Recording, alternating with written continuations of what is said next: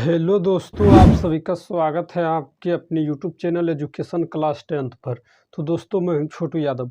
तो आज प्रश्नावली 1.4 का 3 नंबर का हल करेंगे। तो देखिए, कह रहा है कुछ वास्तविक संख्याओं के दशमलव प्रसार नीचे दर्शाए गए गए हैं। तो प्रत्येक स्थिति के लिए निर्धारित कीजिए कि यह संख्या परिमेय संख्या है या नहीं। यदि परिमेय संख्या है और P/Q के रूप की है तो Q के अभाज्य गुणनखंडों के बारे में आप क्या कह सकते हैं। तो चलिए पहले परिमेय संख्या को समझाते हैं। देखिए, परिमेय संख्या लिखेंगे, परिमेय संख्या। परिमेय संख्या सब जानते हैं कि P/Q के रूप में होता है। तो परिमेय संख्या P/Q के रूप में होता है, लेकिन जो संख्या बार बार रिपीट हो रहा है, एक ही संख्या जो रिपीट हो रहा है, तो यानी वो परिमेय संख्या है। पहले समझिए बात को। अगर जो संख्या बार बार भाग देने पर रिपीट हो रहा है तो वो परिमेय संख्या है, और जो संख्या दशमलव देकर भी कट जाता है तो वो परिमेय संख्या है। और अगर जो संख्या अलग अलग रिपीट हो रहा है, यानी कि जो संख्या जैसे 1.101, अभी फिर देखिए 1 फिर 0 1, मतलब अलग अलग संख्या, यानी अलग अलग संख्या रिपीट हो रहा है। जैसे कि देखिए यहाँ अलग अलग देखिए, 1 0 है तो 12 देकर 1 0 हुआ, फिर 12 देकर 2 0, फिर 12 देकर 3 0। तो यानी अलग अलग संख्या रिपीट हो रहा है, तो ये अपरिमेय संख्या कहलाएगा। और ये संख्या देखिए दशमलव देकर कट गया, तो अगर कोई भी संख्या दशमलव देकर कट जाता है तो वो परिमेय संख्या होता है।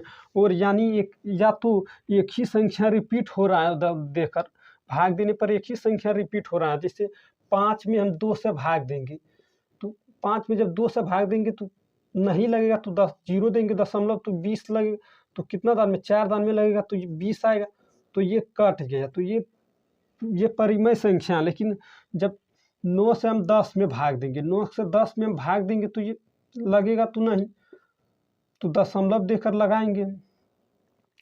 यहाँ तो लग जाता है, एक दान में लगाएंगे तो इस तरह लगाएंगे।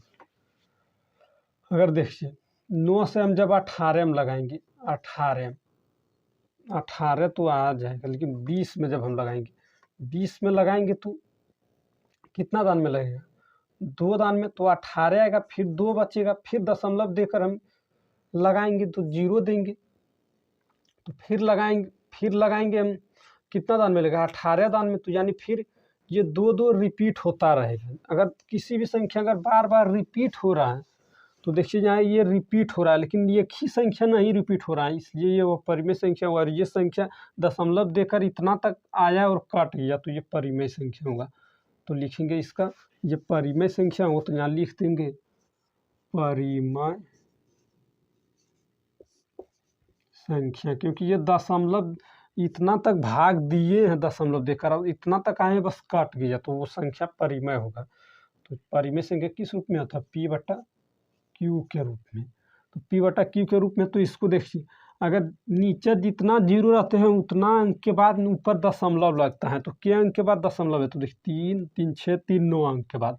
तो हम इसको लिख सकते हैं, नीचे हर में लिख सकते हैं, हर में होगा 9 0, तभी तो ऊपर जाकर दशमलव लगा, तो लिख सकते हैं 10 पर पावर 9। तो इसका यही आंसर होगा, 10 पर पावर 9।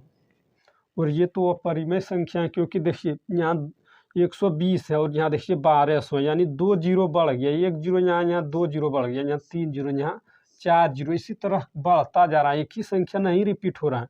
तो देखिए 112 रिपीट, यहाँ देखिए 120 रिपीट हो रहा है, यहाँ कितना हो रहा है 1200, यहाँ कितना हो रहा है 12,000, यहाँ कितना हो रहा है, यहाँ देखिए कितना 120,000। तो इसी तरह अलग अलग रिपीट हो रहा है, तो ये अपरिमेय संख्या होगा। यहाँ लिख देंगे अपरिमेय संख्या है। और ये देखिए ये डैश देकर, यानी इतना संख्या बार बार रिपीट हो रहा है, जितना पर ये डैश लगा हुआ है ये बार बार रिपीट हो रहा है, तो ये परिमेय संख्या होगा,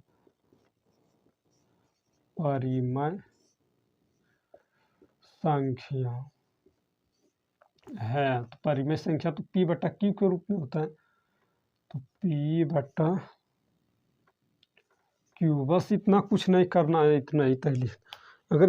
अगर इस वीडियो पसंद आया तो लाइक करिए, पहली बार है तो चैनल को सब्सक्राइब करिए, ताकि जब भी वीडियो डालेंगे तो उसका नोटिफिकेशन आप तक पहुंचेगा और आप सबसे पहले देख पाएंगे। तो चलिए फिर नेक्स्ट वीडियो में मिलेंगे।